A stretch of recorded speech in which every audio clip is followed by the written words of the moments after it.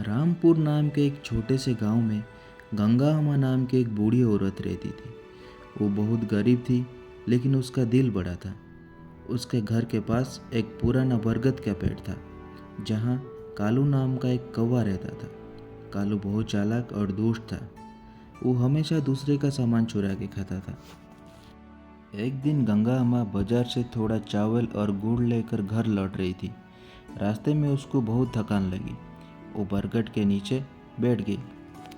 हे भगवान, बस इतना ही खाना है, इसको बचा कर रखना पड़ेगा। ऊपर पेड़ पर बैठा कालू सब दिख रहा था।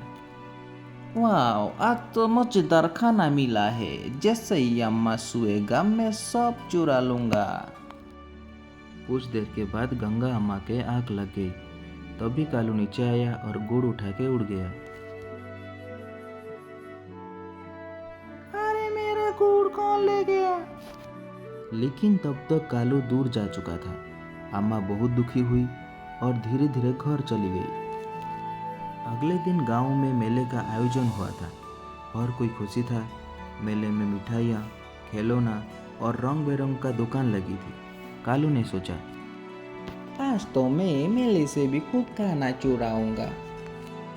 कालू उड़ते उड़ते एक दुकान के पास पहुंचा। दुकानदार का नाम था श्यामलाल।